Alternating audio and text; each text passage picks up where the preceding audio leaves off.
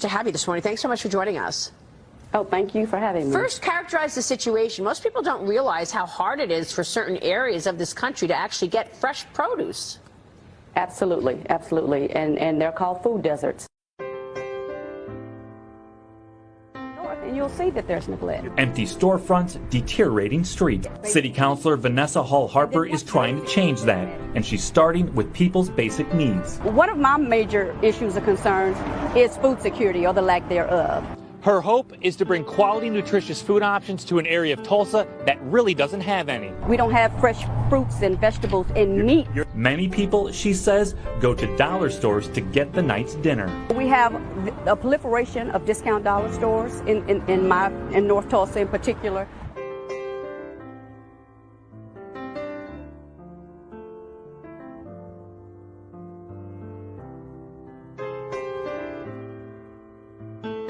Happening today, a big moment for North Tulsa residents. This is a big deal for the North Tulsa community. It's a big deal for this area here. It says they're now one step closer to getting the first grocery store with fresh produce and meat. That is exactly what this new Oasis Fresh Market is going to offer come next spring. I want to thank all the partners for helping.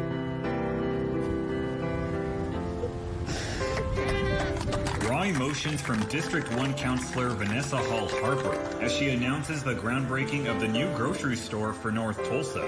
It took us a long time to get to this point, and in fact, the past 3 years on this quest for a quality grocery store has been tough. Y'all got me sipping my coffee. I'm working so hard to get these votes out in Tulsa. It is the first day of early voting. I'm hyped. I know y'all don't love voting as much as me. I know y'all don't love democracy as much as me. So I'm going to continue to bring on people who can match my energy in this space. I'm going to sip my coffee because I know I got to be prepared for this conversation today.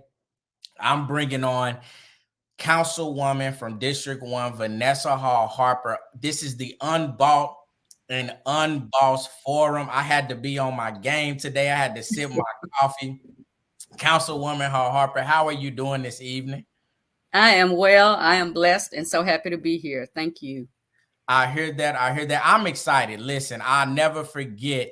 I was actually in Florida, Tampa, Florida, the first time that I even heard of your original candidacy. And it was actually my little brother, my younger brother, called me and was asking me about this upstart candidate. Have you heard of this lady, Vanessa Hall-Harper? I said, no, I never heard of Vanessa Hall-Harper. He said, well, she out there in the street, she willing to fight for anybody willing to fight like that, I'm willing to vote for. I said, okay. And wow, was he right? Wow, was he right?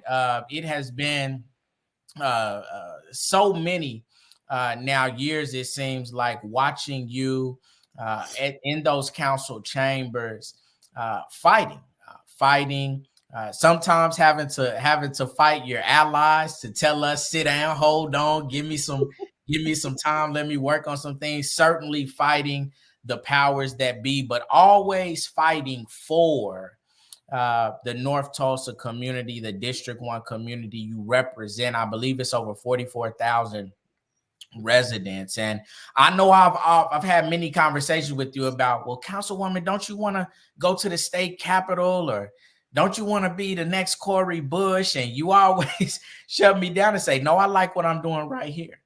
I know that the reason that I have so much admiration for you is that many people, I think, upon initially meeting you, are caught by your passion, your charisma, your vigor, your honesty. Mm-hmm. What I have begun to learn is, and this is what I tell people, what I want to tell the people listening, is that Councilwoman Vanessa Hall-Harper is actually one of the most detail-oriented, policy-oriented sticklers that there are. Never, you literally go like this when you get to reading stuff. You're looking up like this and ask questions. I'm like, where is this coming from? But I know it's because of your understanding of how to get things done at a policy level, what that takes at your level, especially when you know you're fighting for communities that have been historically left behind. And so I wanted to say, yes, I know we joke a lot about your passion, and we know that sitting in a District 1 city council seat is one you have to fight for, but it's more than just the speeches and the rah-rah. In order to be as effective as you are, it is the commitment to excellence from the policy side, but it's also the study to be able to put forth the right type of policies and to make the type of negotiations and political compromises to get things done for our community. So that's certainly what I appreciate about you. I do want to give you an opportunity because I've got some harder questions for you, but I do want to give you the opportunity to tell the voters of District 1 why you're at this again, why they should continue supporting you in this upcoming election, August 27th. Well, again, thank you for this opportunity. I think we've accomplished much, but I think there is so much more to accomplish. And so that's why I am continuing this work. Obviously, I'm not going to do this forever. No one is, no one can.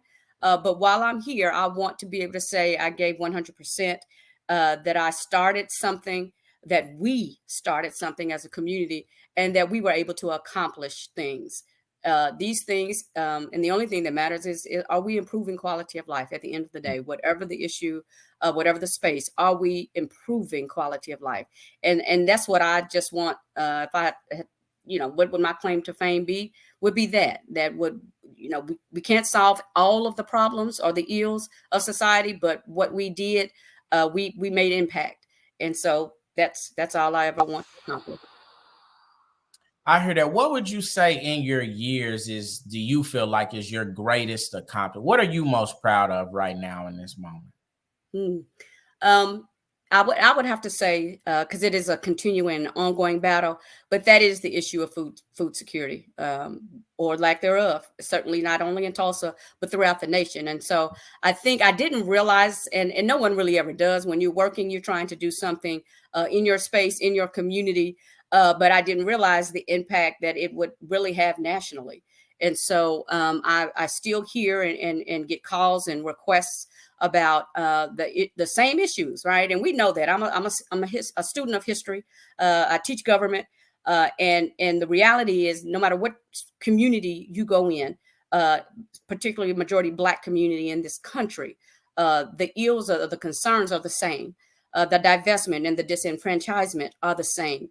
And so when it comes to the issue of food security, food deserts are a prolific problem in Black, brown, and poor communities throughout this nation. And so, like I said, I didn't think it was what we were doing would have the impact that it is around the country, but it is.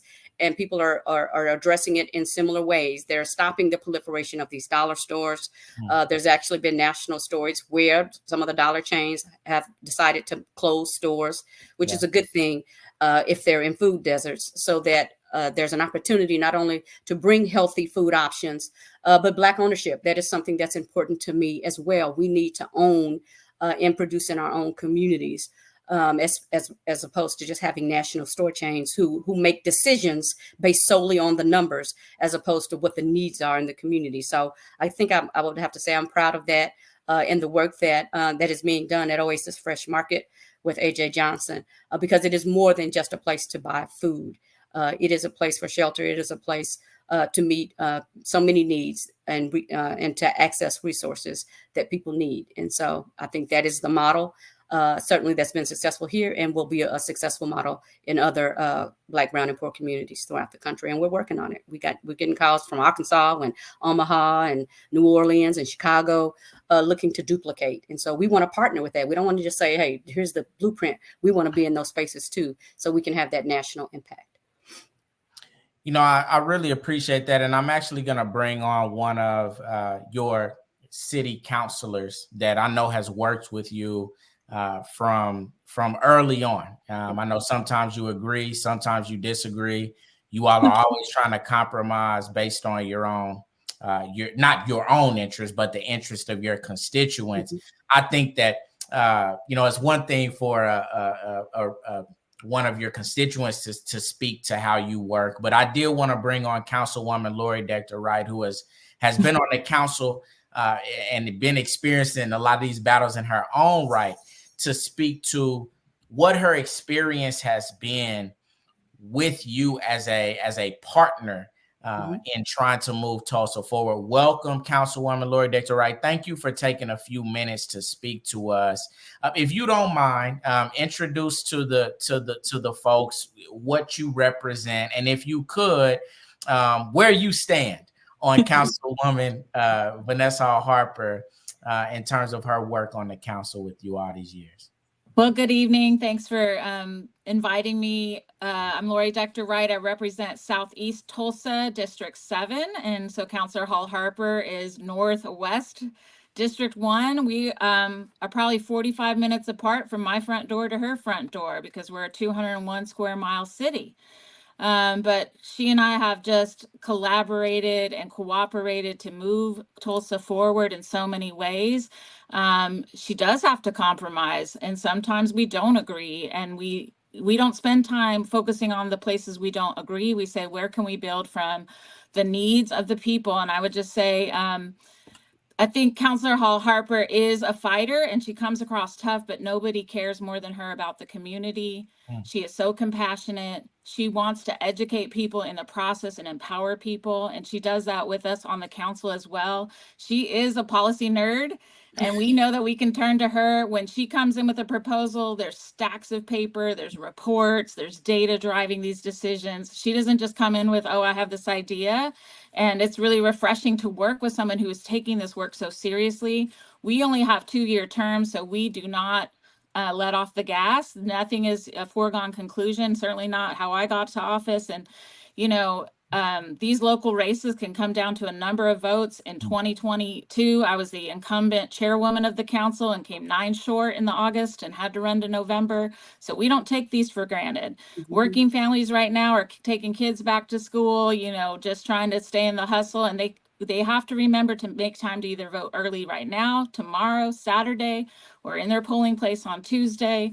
Get a ride, make a plan. We cannot just take for granted that, you know, an incumbent's going to win. Councilor Hall-Harper led the council as the chairwoman, made history in the city of Tulsa, leading us in 2021 during the centennial when the whole world's eyes were on Tulsa, and she has not let up. I'm very proud of the Beyond Apology work we've done. That is something that you all brought to us from community and really found a team at the council and with the mayor's office to keep that agenda moving. There wasn't always agreement. We had to pivot, turn around, but I'll tell you, you all stayed in it, you stayed on it, and you see the progress we're making. So it's messy work, it's hard work, but it's also hard work. And I am so excited to just even have an opportunity to share with you today about Vanessa and how she shows up for not just District 1, but all of Tulsa and Oklahoma time and time again. And I just have one more question because you really got to it, and I think you uniquely can speak to this. Certainly constituents like myself out of District 1, we're just praying that somebody is in those back rooms fighting. We can't see it. And I wonder, you don't have to tell us all the secrets, but if you could just maybe let us in just a little bit, maybe just an example of where you've seen Councilor Hall-Harper push and really speak to what District 1 needed in a moment and where you saw that make an impact. I think that'd be very helpful for us to hear. Yeah, so sometimes the fight doesn't look like, you know, throwing punches. Sometimes it looks like silence. reading the room. And I will tell you, Counselor Hall-Harper is not always the loudest one at the table, but when she speaks, we listen. And to your point, Greg, when those glasses come down, you better pay attention, because Professor Hall-Harper is about to make impact in those places and spaces. The number one thing that I think is the myth about Counselor Hall-Harper is that, you know, she doesn't work well with people. That is not true. She is in every space and place at City Hall and beyond, at the county, at the state, and at the federal level, advocating specifically for North Tulsa, specifically for Black Tulsans. In my community, there's Black Tulsans all around the city, and she is advocating for Black, brown, and poor people all across our city, and specifically the needs of District 1. She is in those places and spaces because people trust her. Wow. She does not let up. She does compromise. She will say, well, we'll start here, but I'm going to keep pushing. And so I think constituents need to know that she is in every room where you need her to be. And I'm talking the mayor's office, the county commission, the tribes. She is where she needs to be. And she's never gatekeeping, right? Wow. She's bringing the community along and always amplifying and always saying, I got to go back to the community and confirm. And she pushes and pushes. We need to engage. We need to survey. We need to have a town hall. And so those are the ways that maybe you don't always see every day, but every day that's what she's doing. I love it. Counselor, thank you so much. Let's also support Tulsa Opera. Let's support our artists out there. I want to shout out Counselor Lori Dexter Wright. She may not say this, but she's been deeply committed to the art scene, to the music scene, to the culture scene. That's deeply important to our work. Thank you for taking time. Thank you. And get out and vote. That's right. August 27th is the election. Today started early voting. Councilwoman Lori Dexter Wright told you that you can vote today. You can vote tomorrow. You can vote Saturday as well. Councilor Hall-Harper, I know that one of the things that's very dear to you, you brought me on actually very early in the founding of the Black Wall Street Chamber. Yes. As we bring on the new leader of the Black Wall Street Chamber, I certainly want to recognize and give honor to your co-founder, Ms. Sherry Gamble Smith. As we bring on the new leader, Ms. Kuma Roberts. But I wonder, as she comes on, if you can kind of speak from your perspective on what you were intending when you co-founded the Black Wall Street Chamber with Sherry Gamble Smith, and why you stuck with it for as long as you have.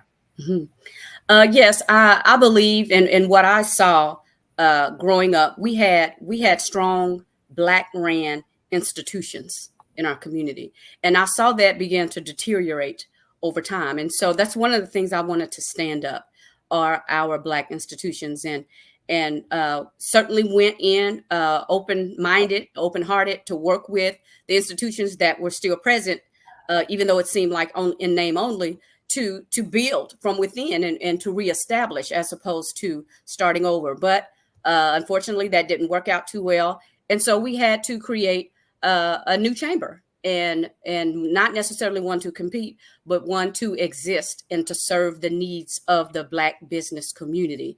And I will say Black business community unapologetically. And so that's why we did that. That's why we created the Black Wall Street Chamber of Commerce. And to your point, Sherry Gamble Smith was our leader over the last 5 years. But unfortunately, she passed away. May she rest in peace. And so we needed to find someone else to come in and step in and take that role. And I will say, I've said it when we announced Kuma Roberts as our new president. Sherry had started talking about an exit strategy and exit plan with me and a few others. And she unequivocally said, we need to bring in Kuma Roberts to replace me. And so we just followed her lead and leadership in that role. And so I'm so proud and so excited to have Kuma working in this space, leading this Black-led institution. And she can tell you more things, but there's so much to come. So please just stay tuned. But we want to be able to make sure we have our institutions that build up our foundations and our power bases in our communities. Everyone else does it. We must, in order to be a part and play the role and to be to be considered legitimate, right, to get things done, we have to have our institutions in place with strong leadership. And I think that's what we have in Kuma Roberts. You know, before Ms. Kuma, before you speak, I do want to give you your flowers as well, because you're one of the folks who certainly you have proven your professional capabilities in so many ways, as being so instrumental in the Tulsa, the regional chamber for so long, being a key and looked up to, a sought after consultant in your own right. I know that I was overwhelmed with happiness when I heard that you were willing to take the role and the mantle at the Black Wall Street Chamber, because I was just so excited about your vision and how I know that you're capable of leading. I've also had so many conversations with you that were just very straight up and blunt. I know you to be a person who isn't one to be stirred by somebody else's opinion. You're going to diagnose things for yourself. You're going to tell people. I know you've told me, hey, this is how I see this, straight up. And I respect and admire it. I think that's what real leaders do. And so I value your opinion on leadership. And I wonder, as you are coming into this conversation, if you could maybe let us in a little bit on how you think about leadership, why you are willing to trust Councilwoman Vanessa Hall-Harper in this type of space, and how that relates to the economic goals that you certainly are championing over at the chamber. Yeah, no, it's a great question. Councilor Hall-Harper and I have had a long-standing relationship on both sides, right? Because I worked at a larger chamber and got a chance to see her passion, tenacity, her commitment to the community on that side, and get to see it on this other side. She's inspired me personally as a leader. I think Dion says it in some of the comments on this alone, but she does not code switch for anyone. She is who she is, no matter whether she's in front of the chief of a sovereign nation, whether it's in front of one of her constituents at the Black Wall Street Liquid Lounge, whether it's anywhere, she is herself. And so since taking on leadership at the chamber, she's empowered me to bring my full authentic self, to not code switch, but to prioritize Black economics, Black economic development, Black progress, Black excellence in every element of the work that we do at the chamber. One of the most important elements that she provides as our founding board member and a board member is that policy, structure, financial accountability were all things that were important to her from the very start. And she wanted to make sure that our organization was strong as it related to those elements, because she knows when we're not incorrect, when we're not in alignment in those spaces, that's where we lose that momentum and that influence that we have in our community. So that's been really key, and I just really appreciate her from that standpoint. I want to let you all kind of talk specifically about an investment that I know was purely a part of Vanessa's vision. I do have to interrupt this and say, I'm so glad we got Jericho Wortham. Yeah, so raw. I've always wanted to say that. I'm sorry. I always wanted to say that. But anyway, back to the deal. One of the big programs that Councilwoman Hall-Harper, I know, has had a vision for, and man, I mean, when I tell you I was there when she ramrodded it through, pushed it through, the Power Group. Ms. Kuma, I want to obviously give Councilwoman Hall-Harper a chance to kind of talk about her vision for that, but I actually want to go back to you in terms of what's your perspective on the Power Group? Maybe explain to the audience sort of what the mission of that is and why you think it's so important. Yeah, well, I was a part of the Power Group. I remember our first meetings down in the Spirit Bank building, where we were all essentially, I really love the idea because I found it to be crowdsourcing from our community for our needs.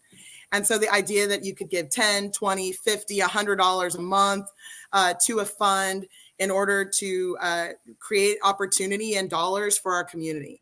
I think when I started as the president, one of the things that Vanessa was very like, what are we doing with these dollars? How are we really leveraging to the value of the community? That was really important to her.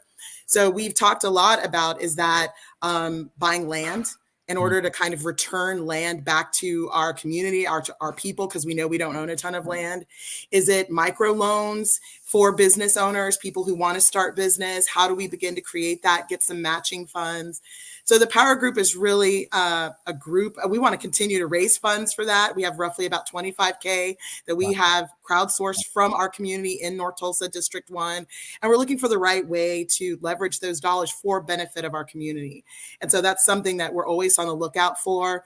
We know tourism, we know that education, as we think about Black History Saturdays, and some of the things that are so important to our community, how do we leverage these dollars to help support? And so that's really a part of Vanessa's effort, is how do we strengthen the existing Black-led organizations that we have across the community?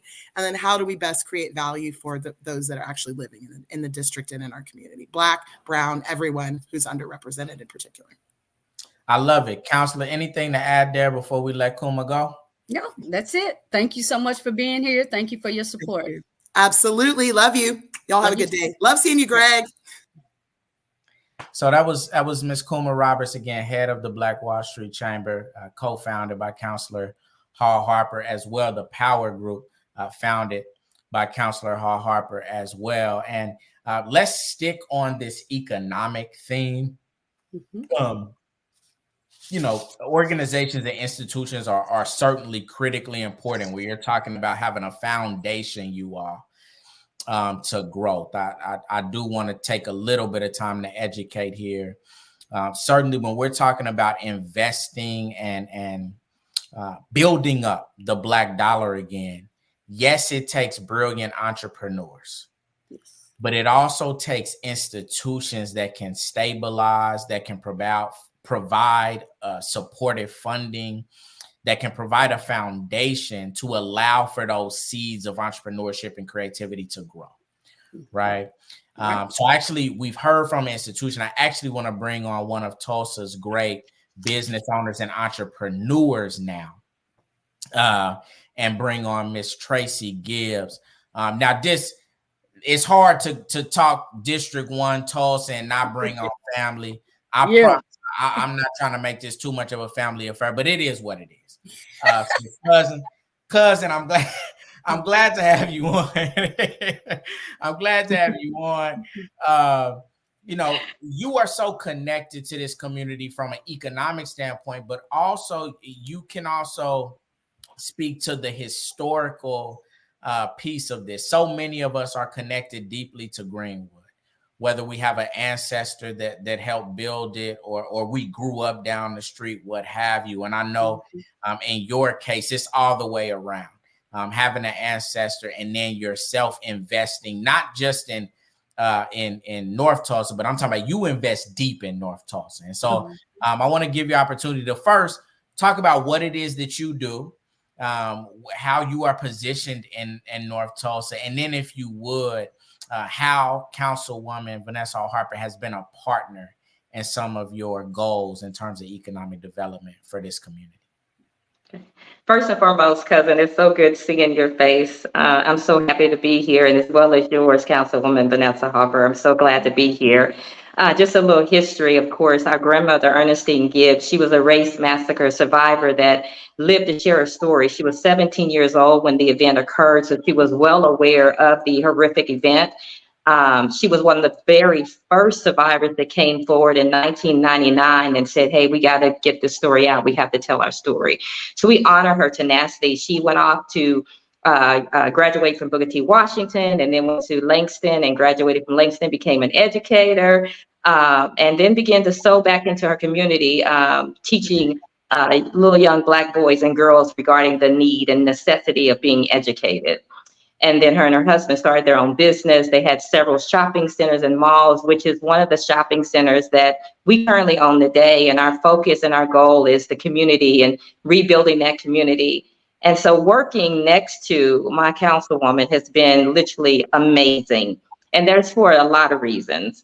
When I was around when Vanessa first decided to run, and I will tell you, seeing where we were then compared to where we are now, we can literally see the change in our community, right? And we all know that change is not easy for a lot of people. So there could be pushback, there could be struggle, because some people don't understand the need for necessity of the change. But that's one thing I would always say about her. She understands the need for change in our community and what that may take, the burden it is on her to stand up for change, the heartache it's been on her as well as her family to stand up for change for our community to make a difference. And sometimes I'll watch and listen to her, because you're right about the policy, and it's beautiful to have an educated council person that's just not here talking about it, but being about it, right? Making a difference. So she's there to support. I love the fact that she's there to listen, even when things may not be what she agrees with. She's there to listen, and then she's able to take what she hears to see how can she fold that in to really move this forward for the community. And that's her heart, because her heart is the community of Tulsa. Her heart is not about anything else but the community of Tulsa. Blood, sweat, or tears, right, Vanessa? Yes. I do want to ask this specific, because I think you can really speak to this. So we like drama, and I what I know about you is I've seen you in a lot of spaces where a lot of drama is going on, and you are never the one to start no drama. You don't even try to finish it. You just are always focused on, you came there for a reason, and you gonna be there for that reason. And I just wonder if you can maybe speak to your mentality as someone who takes that role in the community, and as someone who supports Councilwoman Hall-Harper.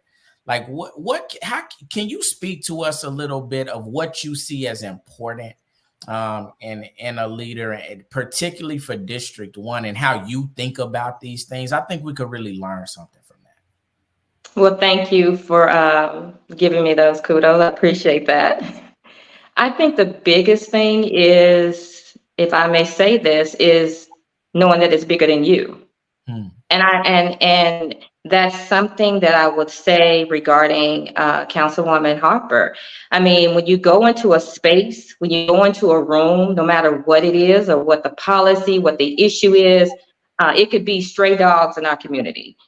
It could be something like that, right? She takes that to heart. Like, what do we do? Stray dogs, trash, whatever it might be. She has walked our community, and not a lot of people will do this. She has walked the streets of our community, literally, to see what needs to be done on the streets and the blocks community, because she understands that is bigger than her. This work is bigger than her. The need is bigger than her. So when she go into a room, and a lot of people, and she's not, I don't feel like she's ever been contentious in anything that she stood for, because everything that she stands for, she understands that it's bigger than her. It's never been a chip on her shoulder to take it personally or anything like that. It's been bigger than her regarding how can we make a difference in this community? How can we really see impactful change in this community? And whatever that may look like, and whatever she might do, it happens. I thought about, people had said earlier about her getting into a room or space, and just her pushing, right? The pushing. A lot of people are not, they're uncomfortable with the push. But what I saw was, you could see a car on the side of the road, and this is just a metaphor, car on the side of the road where someone's stranded, and you can see people jump out their car to help push that car out the way. Or you can be the person that just kind of pass by and honk your horn and keep going. Vanessa is the one who will get out of her car and help push that car out the side of the road to make way, not just for the other people that need to get around for the car, but make sure that the people in that car find safety. And that's kind of what I think about when I see her, when I think about her pushing. I love it. Thank you so much. Thank you so much. Thank you so much. We appreciate you. I love you guys. All right. Love you too.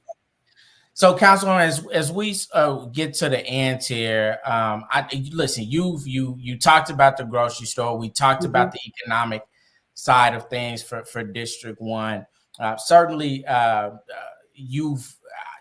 you have championed the Expungement Expo for those Tulsans who are looking to restart their life and need to get that out of the way. That's one of the most impactful things that you continue to champion and continue to do. Mm-hmm. And then just recently, I was watching TV and I saw you on TV with Mayor G.T. Bynum announcing the Beyond Apology Commission geared at addressing some of the harms that bad policy and systemic racism have led to, particularly stemming from the Tulsa Race Massacre. We know the history here in Tulsa is something that you have wanted to champion, obviously, along with our great champions at the legislative level, Representative Regina Goodwin, our great champions at the community advocacy level. Thinking about Dr. Tiffany Crutcher, I'm thinking about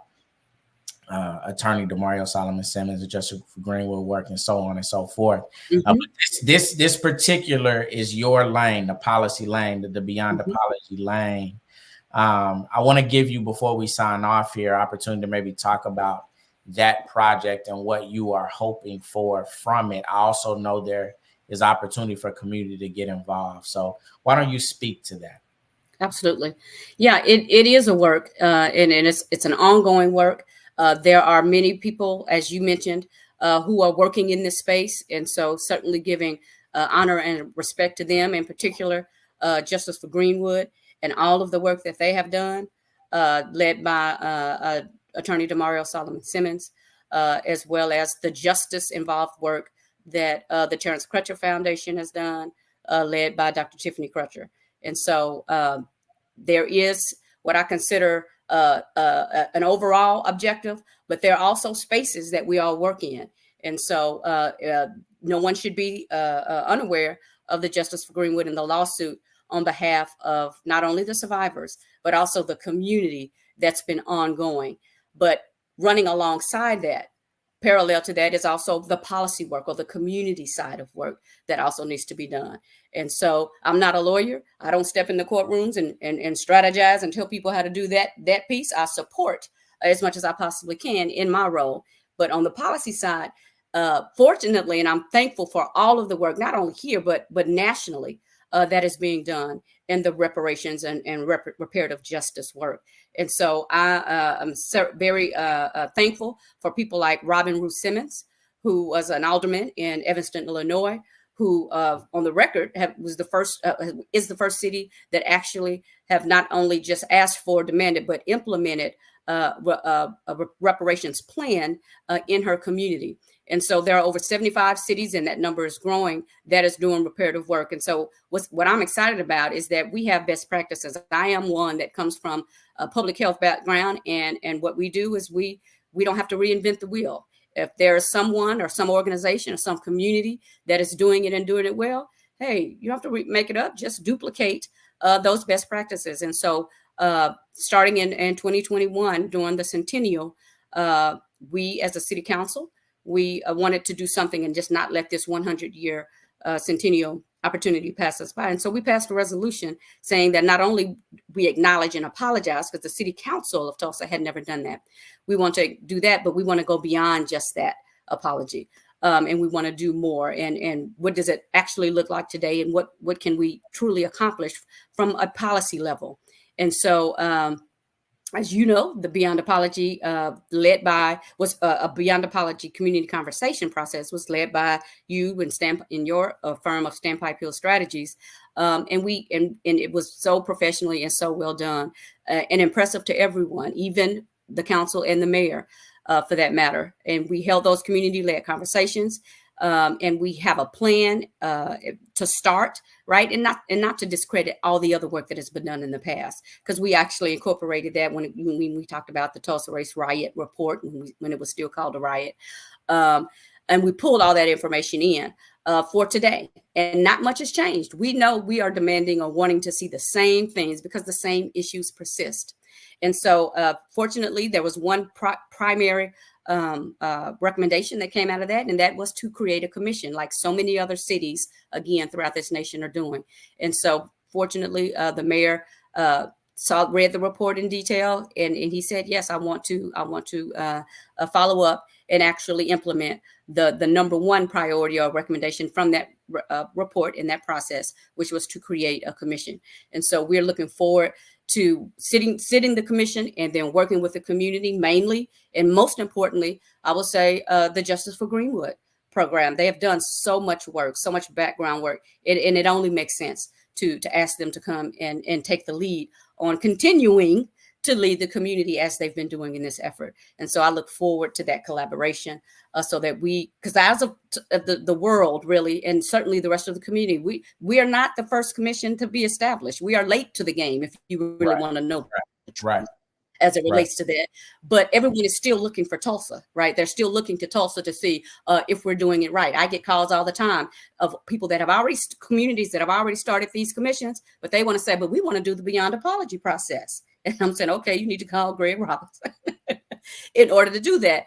So even after the fact, our process was we did that, the community-led process first, the community made that recommendation, and now we are at the place of implementing that recommendation. But people are now saying they want to go back and steal because it was just such significant work and process to have the voice of the community in a community-led conversation process. And so there are communities that still wants to double back and do that and make sure, because it's so important.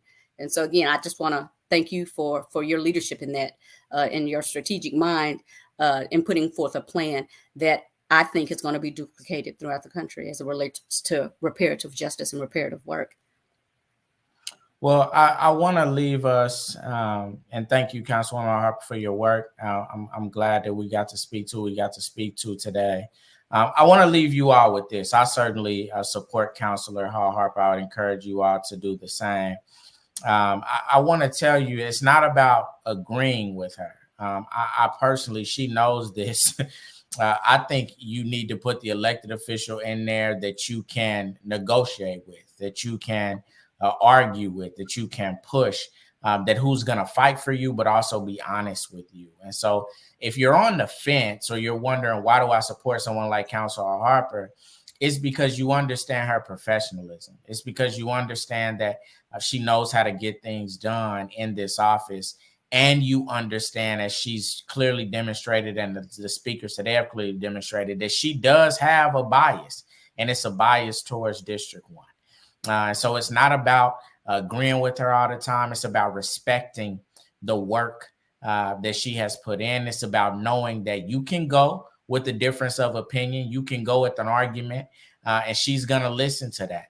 And she's someone that you can work with. That's ultimately what we need in this community for us all to get better, for us all to have better outcomes. Councilwoman Hall-Harper, I appreciate your work. I wish you the best on August 27th. Those of you out there, I saw people saying, hey, I voted today. I love that, because you can vote today. Well, you could vote today. You can vote on August 23rd from 8 a.m. to 6 p.m. And you can vote on Saturday, August 24th from 8 a.m. to 2 p.m. So some of y'all gonna have to skip that brunch and go to that, go to that election board. If you missed that, August 27th. And as we heard last night from Dr. Tiffany Crutcher, there are free rides. If you go to the Go Pass app and you go vote TUL24, you can even get a ride to the poll. So there's no excuse. There's no excuse. Okay. Thank y'all so much. Y'all have a wonderful night. We love you, Tulsa.